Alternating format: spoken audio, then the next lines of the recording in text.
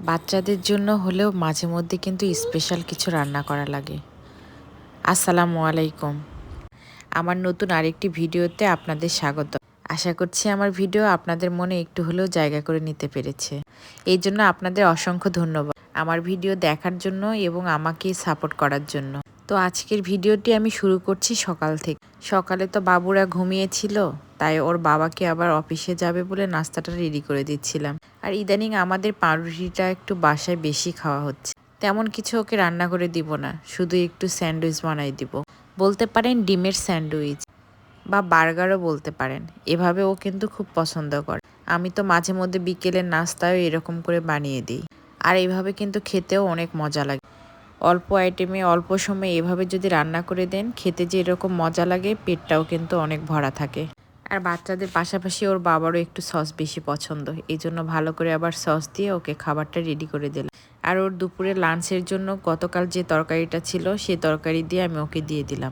আগের রাতের তরকারি আর আজকে একটু শুধু ভাত রান্না করেছিল, এটা দিয়ে ওর লাঞ্চ হয়ে যাবে। আর আমি আবার ও যাওয়ার পর একটু আমার খাবারটা রেডি করে নিচ্ছিলাম।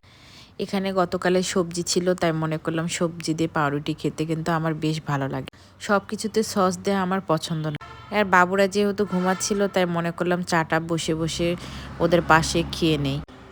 সব কিছু গুছিয়ে আবার দুপুরে রান্নার জন্য চলে আসলাম। আর বাচ্চারাও ঘুম থেকে উঠেছে, তাই ওদের জন্য আবার নাস্তাটা তৈরি করে দিচ্ছিলাম।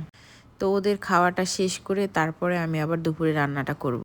তাই ওদেরকে আবার স্যান্ডউইচটা একটু গরম করে তারপরে আবার কেটে দিচ্ছিলাম। আর এদিকে যেহেতু চুলাটা মিট যাচ্ছে, তাই আমি মনে করলাম একটু পেঁয়াজটা ভেজে নেই। আর বাবুকে একটু কেটে দিলাম। আসলে মেয়ে তো অল্প একটু খাবে, এই জন্য ওর জন্য অল্প করে একটু কেটে দিলাম। যাই হোক, বাচ্চাদের জন্য তো মাঝে মধ্যে অন্য কিছু করা লাগে, তাই ভাবলাম কয়েকদিন থেকে তো একটু পোলা রান্না করা হয়নি, তাই একটু আজকে একটু সাদা পোলা রান্না করব আর সাথে একটু রোস্ট করব। রোস্টটা আজকে আমি ঝালের করব, মিষ্টি অতটা দেব না।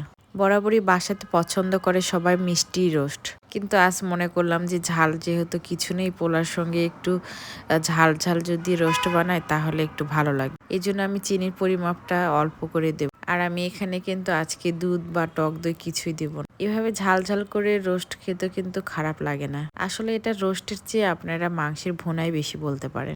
রান্না করতে করতে আমি আবার এপাশে সবকিছু ধুয়ে মুছে পরিষ্কার করে নিচ্ছিলাম। এদিকে আমার রান্নাটাও শেষ হয়েছে। তো বাচ্চাদের জন্য আসলে মাঝে মধ্যে স্পেশাল কিছু রান্না না করলে হয় না। ওরা তো মাঝে মধ্যে এসব খেতে খুব পছন্দ করে। আর যেহেতু পোলাটা বাবু একটু বেশি পছন্দ করে, এই জন্য আমি মাঝে মধ্যে পোলা বানাই। এই 2 মাসে ওকে একটু পোলাটা কমই দেওয়া হয়েছে, তাই ভাবলাম আজকে একটু বানাই দিই। আর ইদানিং আমার মেয়েটা পুতুল নিয়ে খুব সুন্দর করে খেলা করে, তাই ভাবছিলাম ওকে কয়েকটা পুতুল কিনে দিতে হবে। আজ ভিডিও এই পর্যন্ত। সবাই একটা লাইক আর কমেন্টস করতে ভুলবেন। দেখা হবে আমার আবার নতুন কোনো ভিডিওতে। সেই পর্যন্ত সবাই ভালো থাকবেন, সুস্থ থাকবেন। আল্লাহ হাফেজ।